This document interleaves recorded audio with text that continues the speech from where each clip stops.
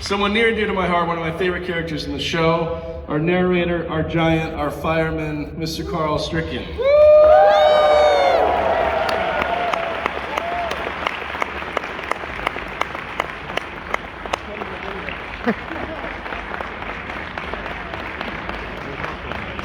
He's a lot bigger in the show.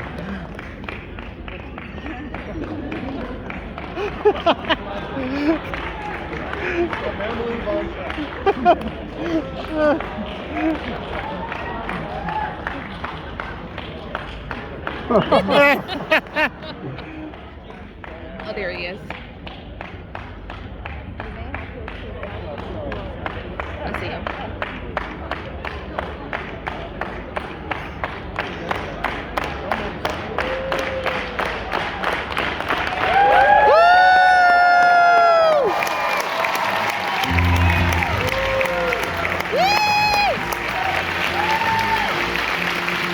Oh, this is so cool.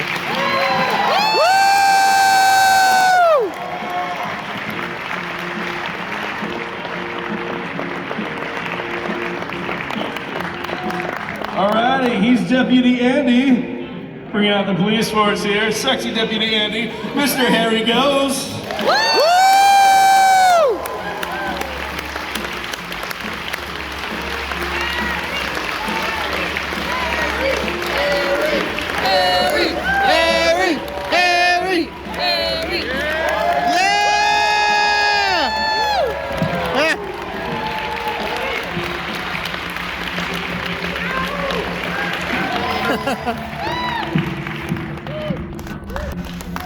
And now to compliment Andy, we have the lovely Miss Kimmy Robertson, Lucy herself.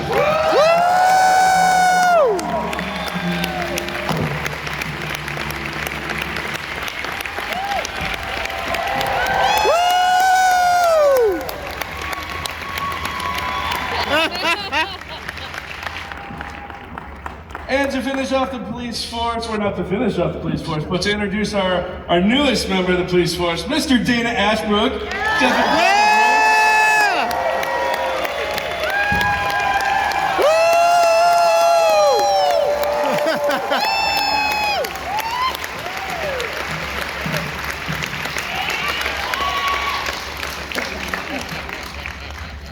All right, up next, Lana Milford from season 2 of Twin Peaks. We have Robyn Lively.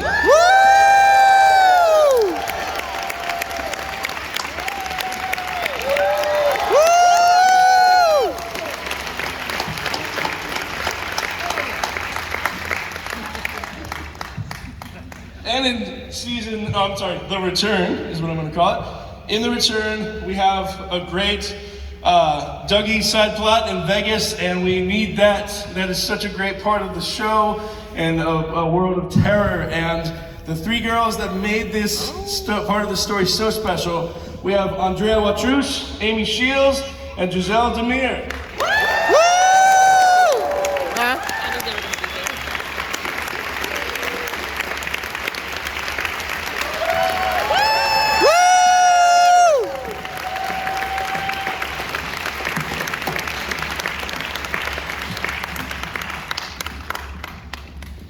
And she is Shelly, our favorite waitress. Yes. I know we're all starving for some diner food, but she is amazing. She was in Sleepwalkers, one of my favorite movies, and The Witches of East End, etc. Mädchen, Amick. Sorry.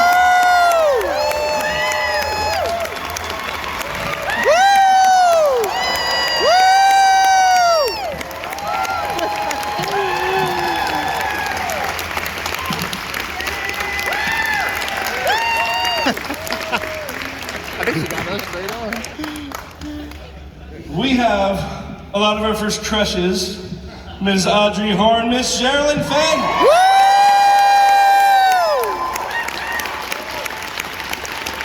A lot of our first crushes.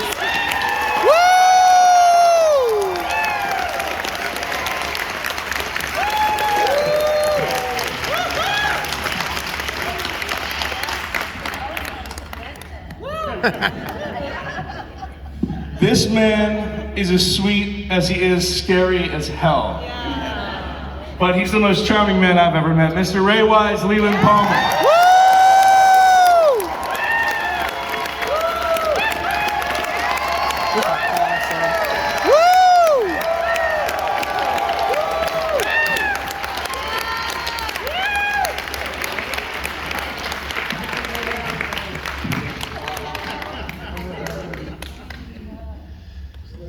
Pick a side, right or left of the red couch.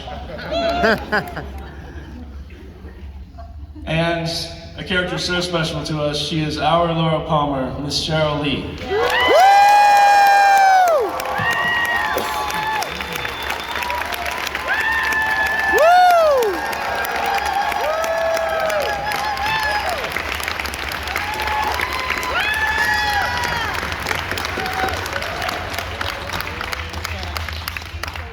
And finally, he's the mayor of Portlandia, but to us, he's our Agent Dale Cooper, and scary Mr. C, and lovable Dougie, Kyle MacLachlan.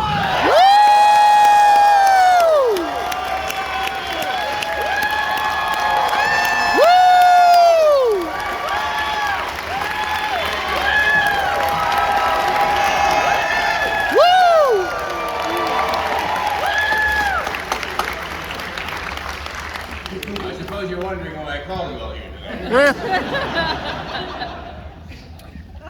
So all of you together, this is just an amazing event. I want to start things off, and we're going to move quickly, but I want from each and every one of you, this was just an overnight success.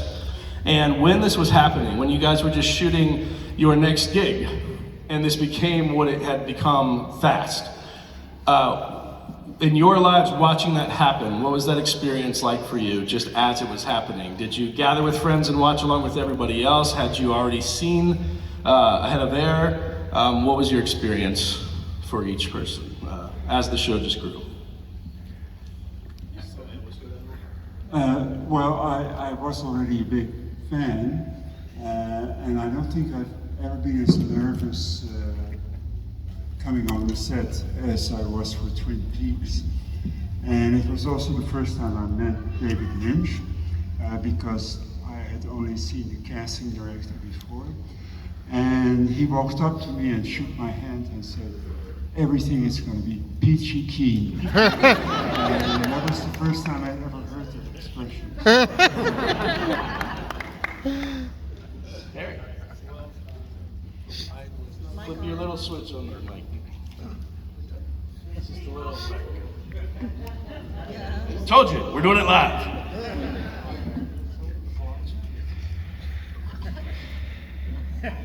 Testing. Well, I was very nervous because Kyle was in Blue Velvet and found an ear. Is that it? Wait, what was the question? Right, I got it.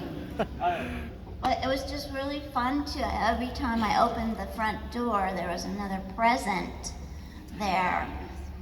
A basket of muffins, upside down wine from Australia,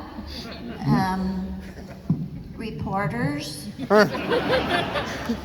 and I was popular all of a sudden.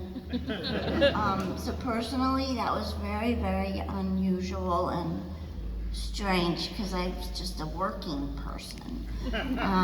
Just a But working they made us person. go to these different bars to watch the show all the time, and so I never saw it, really.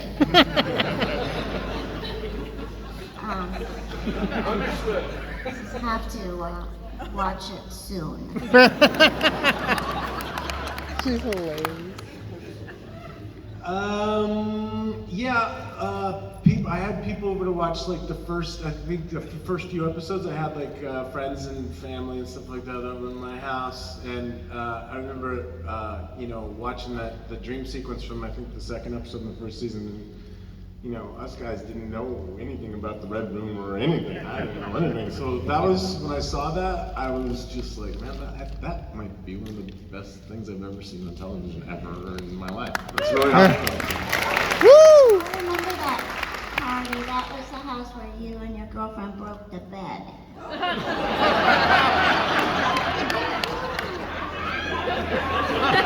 That shit was probably IKEA, so. There was an annoying shit.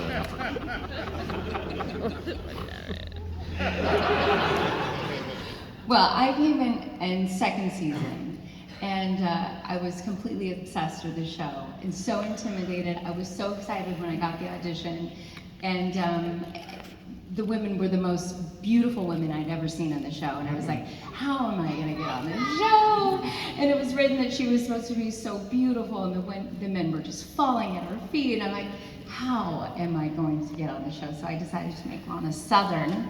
It wasn't written that way. And I thought, well, it's gonna work or it's not. And it worked, and I was so excited. And it was an absolute dream come true. I just couldn't believe I was a part of this incredible show. And yeah, I got on the show and I thought, oh, this is gonna last forever. I can't believe I'm part of this radio. And then it was, I got on and then it ended. What? Am I cursed? I think I was cursed. Anyway. And then Ray and I have worked together so many times, it's been so great. Like, anyway. I got a call from my agent, and sent the script over called Northwest Passage. And I read it through and I liked it a lot. And they set me up with a meeting with David Lynch. And so I went into the meeting with David thinking I was gonna maybe read for the Sheriff Truman. How about that, huh? How about that? Yeah, I was all set to maybe play Sheriff Truman. And then when I found out, after our little meeting, we talked about our first cars. His was a Volkswagen, I think, and anyway. And then a couple of days later, I got the call, and he was interested in me playing Leland Palmer, and I had to go back to the script to look to see who Leland was again.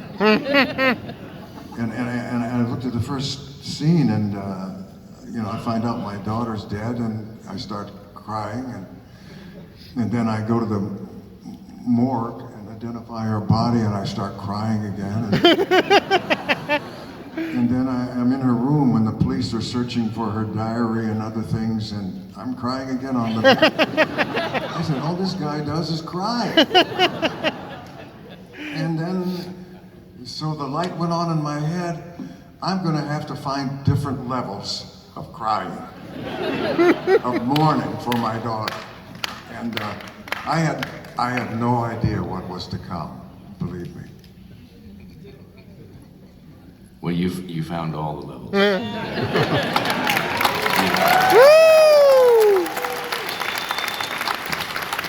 One of the great performances.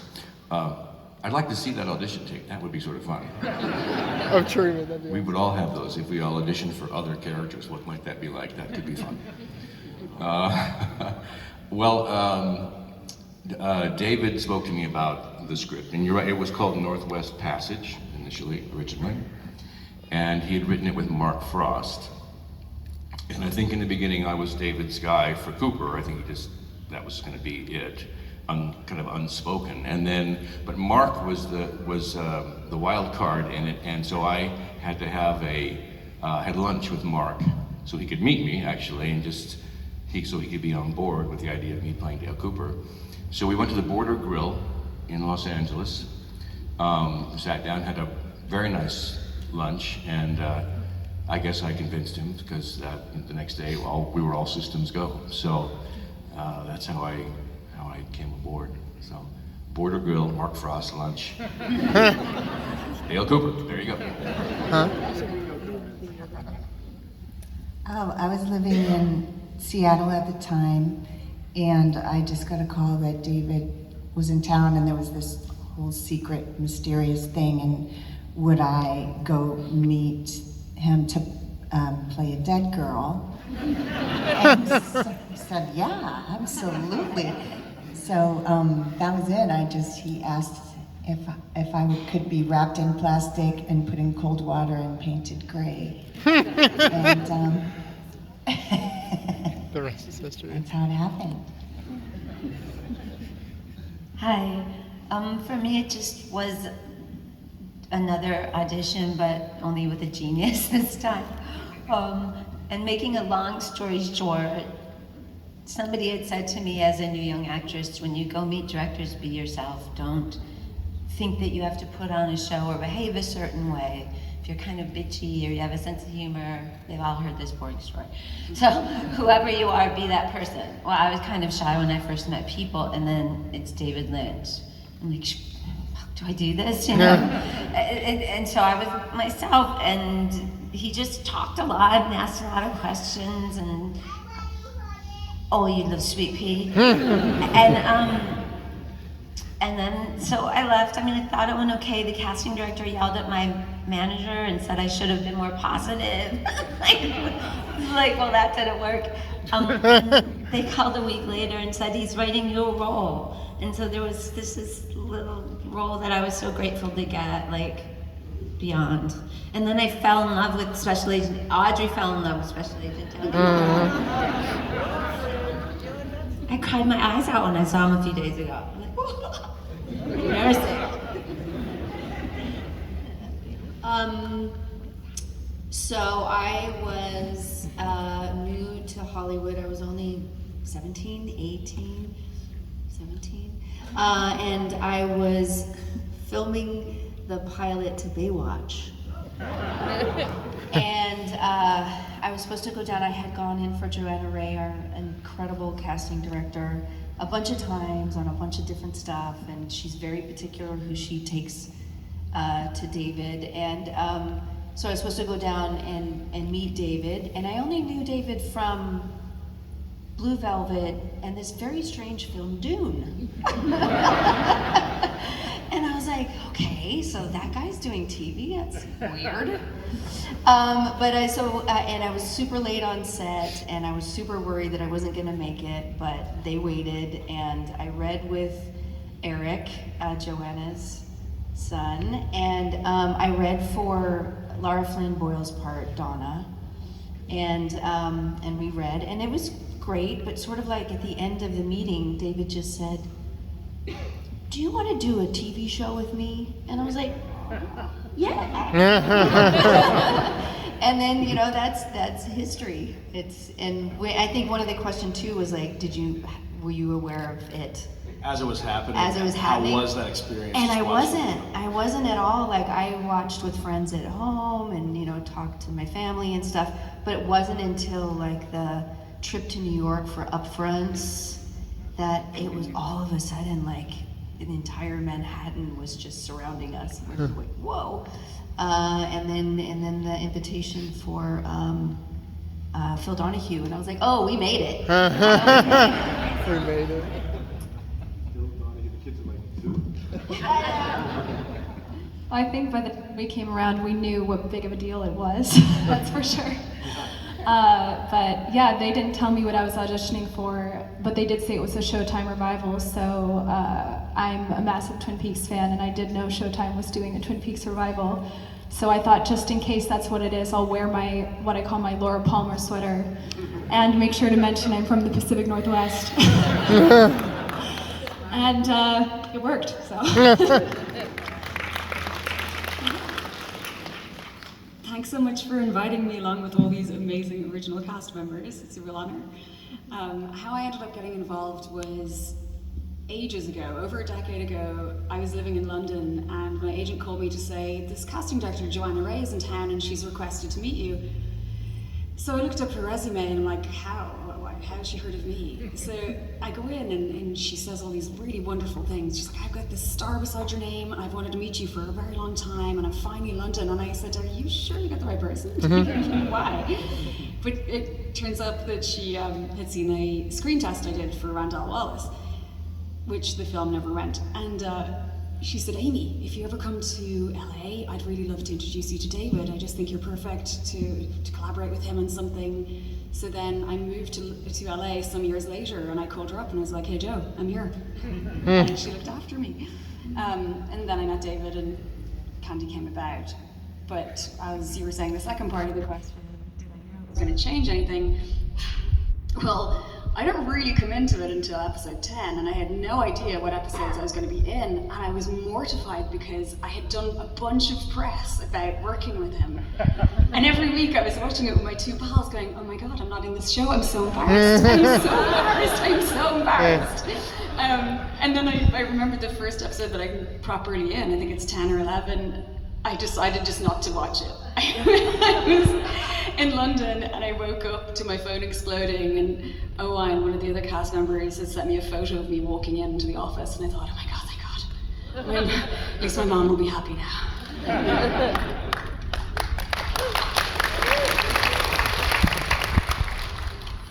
My experience is similar to Giselle's, where I got the audition, and instead of reading anything, the audition was, tell me about yourself, which at the time I'd never heard of, but now I go, oh, I see, because David Lynch doesn't actually cast actors, he casts people. He wants to see how you talk, how your face moves. He's really specific. And when I got to set, it was the most surreal experience. It's 6 years later, and it's still the most surreal experience, and I feel so grateful to be up here with all these people that I look up to. And I love these two girls. Yeah. They stick together. One of the most effective characters in the show is the music by Angelo Badalamenti, and my question for anyone that wants to answer is, during the scenes, or during the shooting of the show, before takes, did David, especially, sorry. I'm just like, oh my god, something's happening. But Sherilyn, especially, I know every time we see Audrey, there's a theme and a rhythm to the scene, and did David play any of the music on set? Was any of it pre-composed, not during the take, but for just kind of to get people to kind of get in that sort of mood? Did Angelo or David play anything before takes? And he didn't, except when in the second episode, he rewrote that whole scene in the coffee shop, and then said, and you're gonna dance at the end, and I was like, why? I was like, I'm just gonna get up and start dancing. And he said, because we wrote you a song and it's Audrey's theme, and you're just gonna groove and you're gonna love it. You're gonna groove. I'm like, okay. He stayed. I actually called my teacher. I was so nervous. You come all prepared. I'm like, what do I do? He's like, listen to David Lynch, okay? Just listen and do what he said. yeah, the music's so iconic, and I know Dana in The Return, when you first walk in, as Deputy Bobby Briggs, and all of us are surprised because Bobby killed a guy. But anyway, and when you see Laura's picture and you start to cry, I'm assuming all of us in the room felt this. I mean, that was a punch in that your reaction. Did David just kind of cry, or was it more of just, did it hit you personally as, wow, we're back on this show, it's been 25 years? It was just written that way. I have said this, I told a bunch of people today at my table, but it's just written that way. It was like Bobby walks into the office, he sees a picture of Laura Palmer on the table, and Bobby cries, and that was it. And I just had to try and not mess it up. That's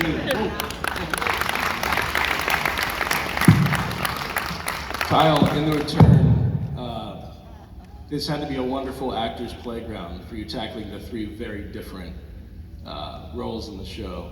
How exciting was this to not only come back to the show, but then go, oh, David, you have me doing everything under the sun in this run. Exciting? How much pressure? Exciting? Frightening, scary. Yeah, it was a gift that David gave to me.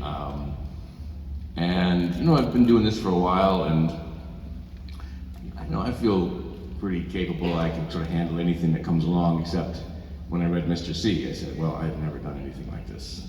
and I got to find this person in me. And I was like, and if I don't find it, if it doesn't, I knew if it didn't work, the show wasn't going to work. So, a little pressure. But I had an ace in the hole. I was working with David Lynch.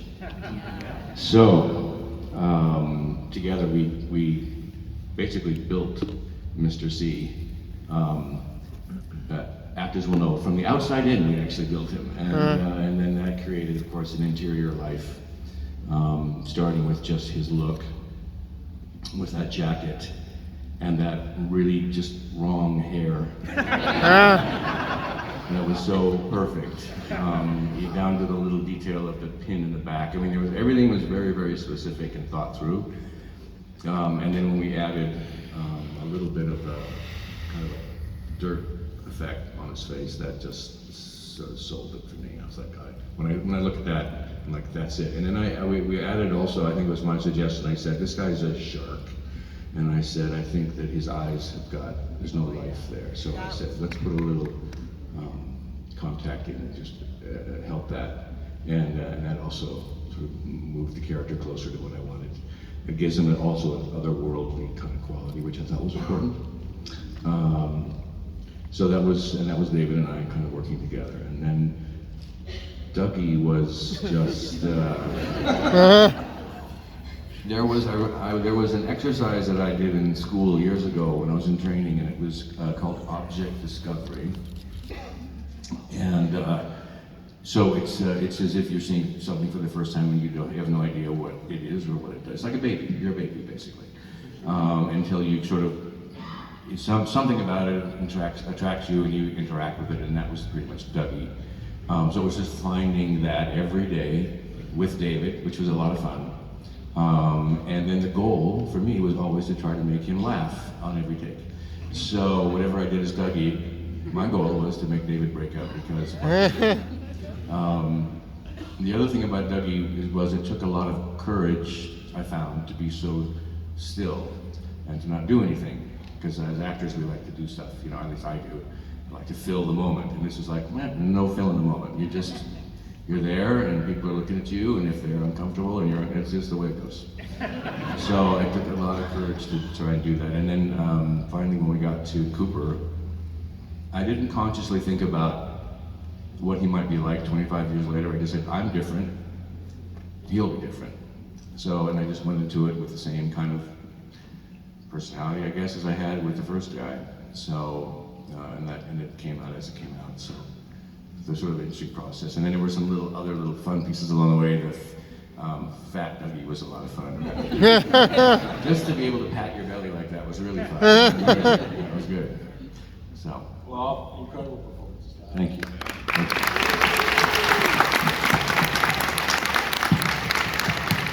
And I cannot say the incredible performance without Sheryl, especially. Let's specifically point out when on the evening Maddie was killed, and on network TV, that scene, which had to be the scariest scene ever aired on network TV, that day, I know, was not a happy day. David, from what I'm told, is filled with the love and family that he brings to the set. Is that vital? Especially on a day like that where you have to scream all day, you have to go through this all day. From what I understand, there were 3 different ways of shooting that scene, 3 different killers to kind of throw off any spoilers that may happen. Getting through that, how did David, the feel of David that he brings to set, like did that, the mental place, how easy is that and how hard is that to shut off when you go home? Your performance is incredible. Well, I was really tired. Oh, but those days they take a lot of focus because it has to be really choreographed, and I was working with great actors. So I was in good hands, and you just know those days are what they are, and you do them, and you focus on what the stunt people tell you to do, and be safe, and you take the emotional journey and trust the people that you're working with. Yeah, she was. Oh. I don't need this. I don't need this. No, she was actually, she was killed by 3 different people that day. By me, Leland, by Ben Horn, and by Bob, Frank Silva. Because David didn't want even the crew to know who the real killer of Laura Palmer was. And so she had to go through having her face smashed into the wall by 3 different people. And it was, I remember it was a long day, 12, 14 hours, I think.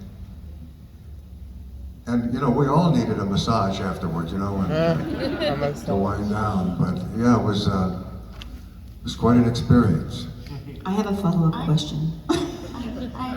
So did you know who, so you just had to give it everything for all 3 versions? Oh, that day, I did know, was it the day before that we found out?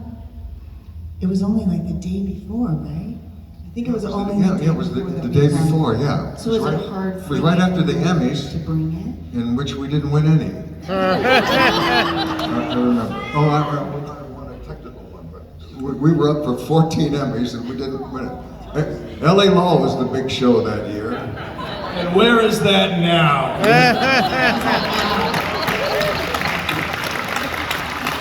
Oh yeah, should I? Yes. The day before, I got a message from that David wanted to see me up in this room in our production facility, and I came into the room and it was rather dark. I think there was a lava lamp in the corner. and David and Mark were sitting cross-legged on the floor, and Richard Beamer and myself and Sheryl, we all came in and we all got down on the floor, cross-legged, and David looked at me and he reached out and touched my knee and he said, "Ray, it's you. It's always been you." And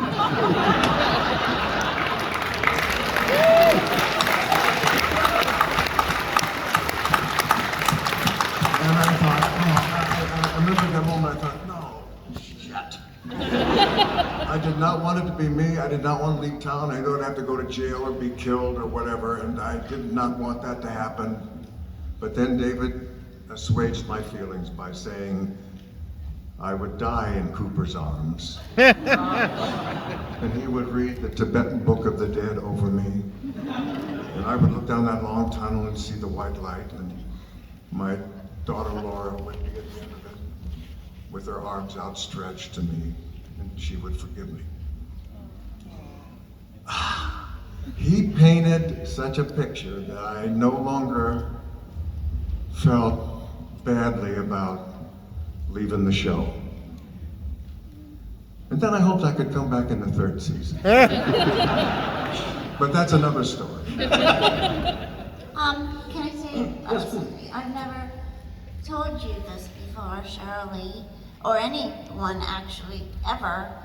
But for some reason, I was called into work that day. And I was there the entire day. And I watched from a little crack in the fireplace. I watched you shoot all 3 of those scenes. And I had...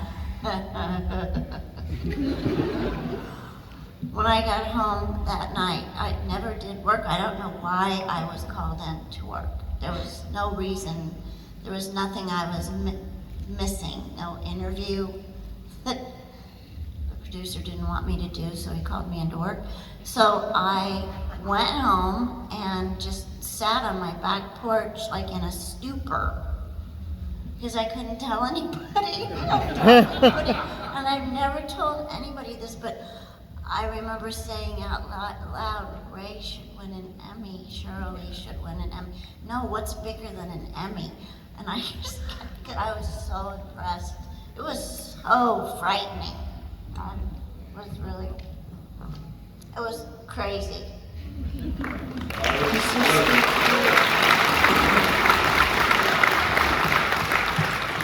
And we are, I know a lot of you have questions, so we're going to line up in just a sec. But first, because we just ended on kind of a downer, my bad. My bad. Right.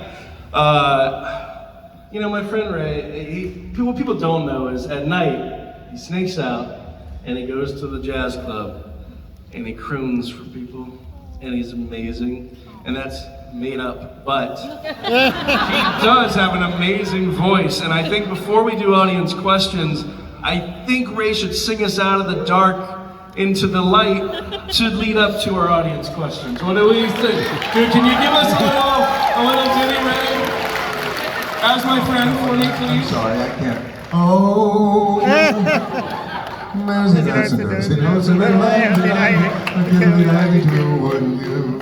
Oh, Mercy, little lazy ivy, but kill me ivy too, wouldn't you? And though the words sound queer and funny to your ear, a little bit jumpy and jivey, say mares eat oats and does eat oats and little lambs eat ivy. Oh, mares eat oats and little lambs eat ivy, a kittle eat ivy too, wouldn't you? A kittle eat ivy too, wouldn't you?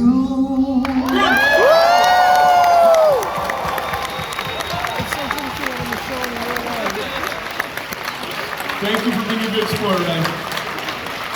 Now, for those of you that have questions, we have about maybe 15 minutes where we can do this. So please line up in a nice order, be kind and courteous to each other, and be respectful with your questions. Please keep in mind this is David Lynch's world. We enjoy secrets, but any questions you have about their experience on the show, go for it.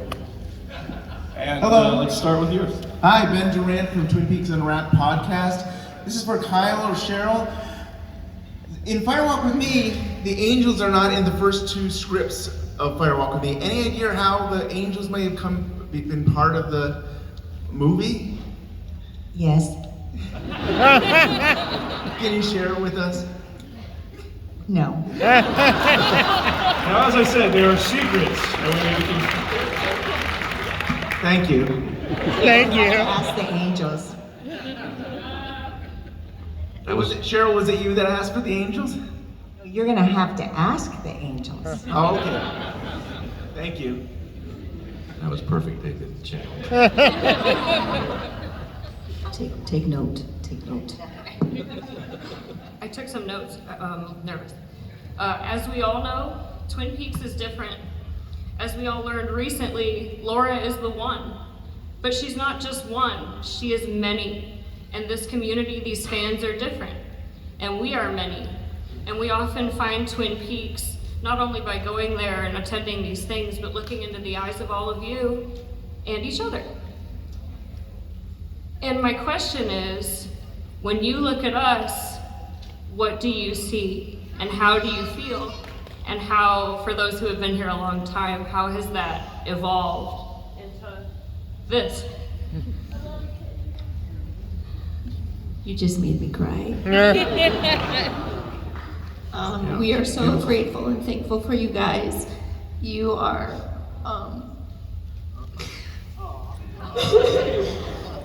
Keisha, where's my Kleenex? I only expected for me to cry. No, we're so thankful for you because you have allowed us to continue to come together like this and have these reunions, and you are what inspired that third season on Showtime. It was because of the incredible following that the world took notice and saw that, okay, this story can continue and the fans want more. So I just have thank you. And you made me cry. Where's my Kleenex? You guys, what I think, and I always tell everyone, is you guys, the Twin Peaks fans, you know, they're love. It's just love. And you guys are artistic, and you guys are, you know, quirky and fun and interesting people, and just all love. It's just, you guys love, and it's just, it's definitely simple. It's back and forth. And that's the way I've always felt. So thanks to you guys. Thank you for that. I think, just to add to that, we are all here, I think, touched by the genius of David Lynch. And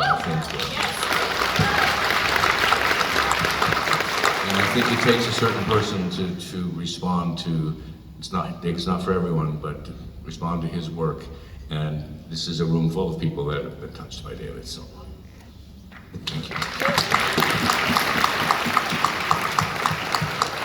Thank you for that, that was awesome. Well, wait, one more thing. That's why I always call you all our sacred family.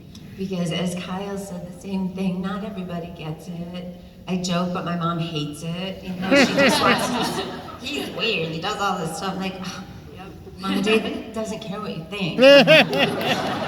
Anyway, before I ever attended a show, I had fear. Like, is it safe? So stupid, right?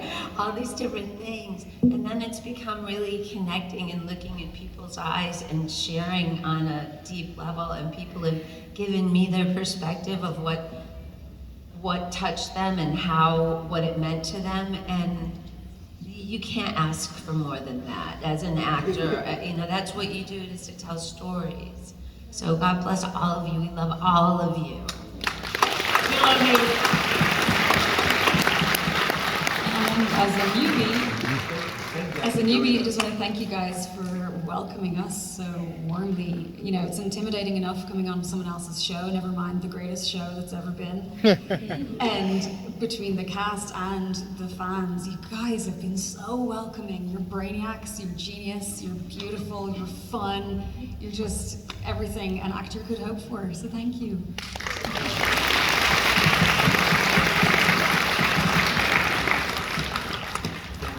I'm a huge fan of the show, and I have so many questions, and the only thing that comes to mind is, no me's got heat. So I wanted to ask Mr. MacLachlan, when you were shooting Showgirls, was there a point where you thought, I might not get an Oscar? That wasn't me. That wasn't me. That wasn't me. I don't know who it was, but it wasn't me. Well, that was a fun adventure. It was a detour. A nice detour. Showgirls. It was Mr. C. It was awesome. Thank you. I'm shy. Hello, thank you for being here. Miss Lee, the show definitely has a lot of, you know, strange and surreal moments, and there's definitely a few red herrings.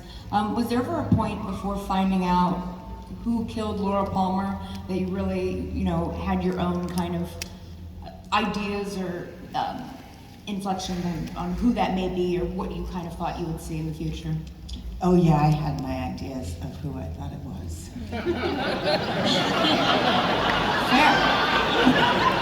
So sneaky. All along. No. I wanted it to be anybody else. I would have gone for Bobby. No. Sheriff Andy. Everybody asked. I mean, I asked right away. It's not Audrey, is it? You know, he just wouldn't tell anything of us. Wonderful. Thank you so much. Hello. It's like seeing all my favorite people ever. Some of my first heartthrobs. I have a question. It's kind of for Miss Fenn, but some of the characters are such lovable characters, Cooper and Audrey, and then such horrible things happen to you guys. And particularly, I think of Miss Audrey Horne. What was it like hearing about the fate of these characters, and why do you think, I guess, they ended up having the fates that they did?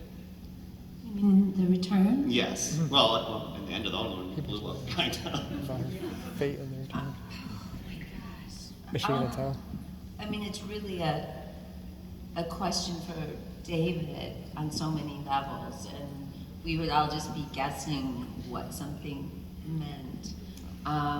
But for me individually, I felt, well, I didn't even find out till after we shoot that he raped her. I mean, it's crazy, you know? So you go into something and you just give everything that you have to give, and sometimes you don't have the facts, you know? Yeah. Thanks. First of all, to paraphrase Kanye West, the great philosopher, I'm gonna let y'all finish. I'm talking about Sopranos and Breaking Bad. I'm gonna let y'all finish, but Twin Peaks is the greatest show of all time. Can we agree with that? I'm glad you pulled that back. Yeah. My question is specifically to start with Kyle, because Kyle, you've worked with David the most, but then anybody else can answer if you've got something to say. I'm an aspiring filmmaker, director myself, and I just wonder for you guys, and Kyle, for you specifically, what is your experience when you as an actor are doing something and David wants something different than what you're doing, and he has to talk to you and direct you into what his vision is? What makes them unique in that? He doesn't really talk much, to be honest. I mean, I've got to say, with David, from the beginning, the script is a pretty good blueprint for all of the characters to follow. I don't think anyone, it's pretty clear on what's going on. And then I think I just trust, and I think we all do, that David sees in us what he wants. It's already there. So we just have to just kind of be who we are. Like you said, you show up and you're yourself, you know, and given the circumstances that you go through, of course, those change things. But David has always been, if anything, less is more kind of a director for me. I've spoken a little bit about some of the terminology that he shares with me from time to time to encourage a certain difference, and he will, on times, although he doesn't do it that much anymore, say it needs more mystery, like sometimes, or more Elvis.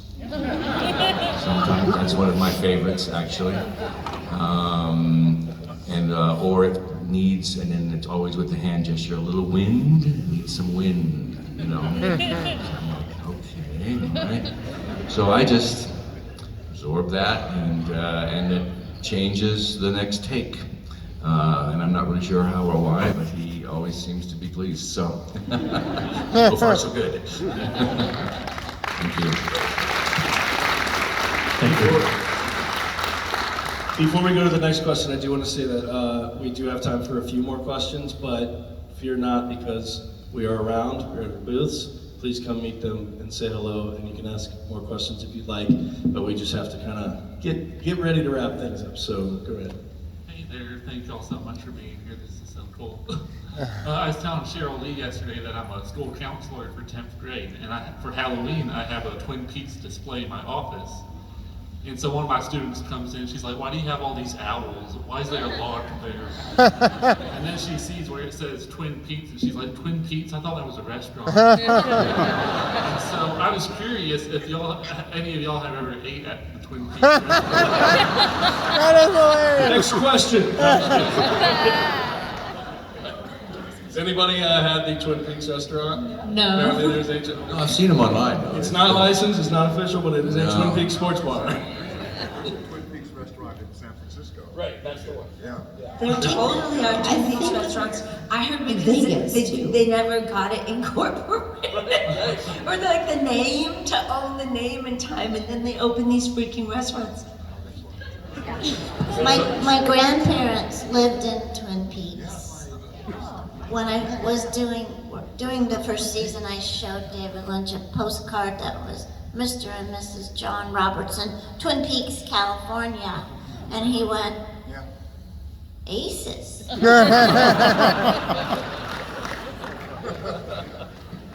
Thank y'all.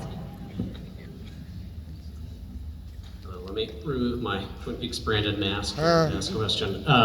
Obviously, we're all fans of that show. Is there any projects that maybe you've worked on as an actor, as a producer, that you wish more people knew about, that you want to bring more awareness to?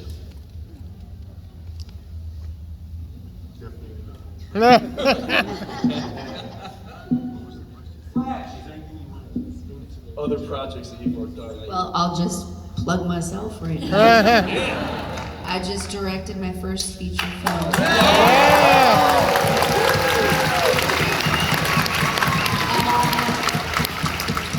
Well, we just finished post. I'm so excited. And we'll start hitting the festival circuit, and the name of it is My Name Is. And it's got a very cool mental health kind of theme to it. I'm not going to give you too much, but it was really important for us as the filmmakers to tell a mental health story that is not these like stereotypical, I think goes into creating more stigma in Hollywood and showing somebody's real experience that's diverse and beautiful and complicated, and so please watch out for it.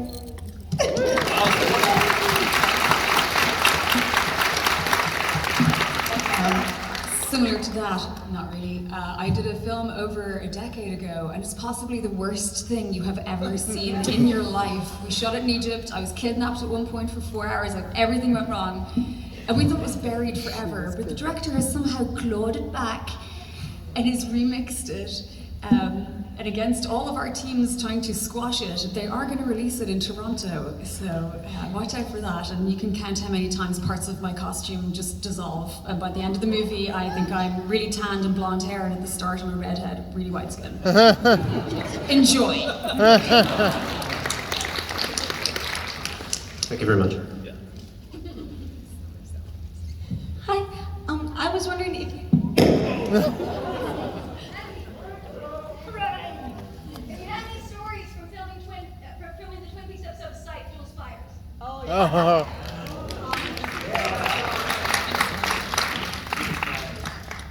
They're the sweetest guys. Those two guys are so sweet. This was my story. We were, I think because of weather or something, we had to get this shot.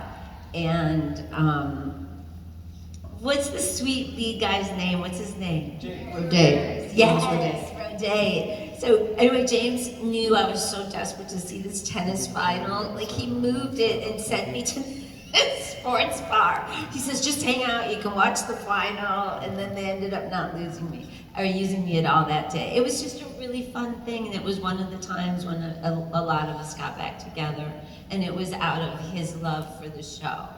I remember we were sitting in the bar with him once, and he had like little cheery eyes, and he's like, I can't believe you're all sitting here. He's very proud of himself for giving us the group he did. Well, and fun for us because we played husband and wife, which was crazy because we, you know, in Twin Peaks, we didn't have any scenes together. And then I got to meet Sherilyn, and you and I didn't have scenes together, but it was really special. And then Ray and I got, what? Ray was like, we're just reprising the character you already done on the show. On the show, right? yeah. Within the Twin Peaks And just recently in the Psych 3 movie, too. So that was really special. You know, those two guys are crazy, Rodé and Dooley, and they're a lot of fun to work with. And like she said, James was a big fan of Twin Peaks, so he wanted to have us on his show. Because in Twin Peaks, I, of course, was 19, and I was saddled with, like, old man. And there was, like, scenes where I was like, oh, and I was having to make out, literally, it was written that I was supposed to be making out with my husband. I was like, really? Do I really have to do that? Thankfully, they just had me kissing all over their face, but I was like, I can't. What am I gonna do? How am I gonna do this? So yeah, so the show's Sight, Dual Spires, check that episode out. It's really great to see them all together again. We are about to wrap up. I do want to recommend one more watch for all of you. Has anybody seen the Beach House music video for Wishes with Ray Wise? It's really incredible. It is not your average high school halftime football show. That's all I'm saying. Watch that video.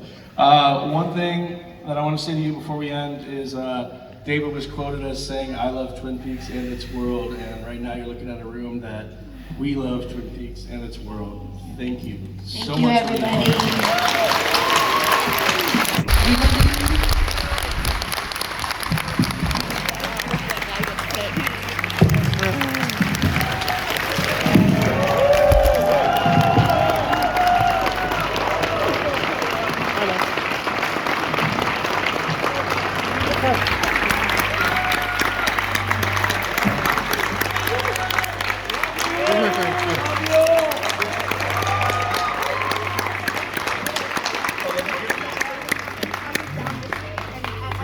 mentally captured. I was recording upside down. We're gonna take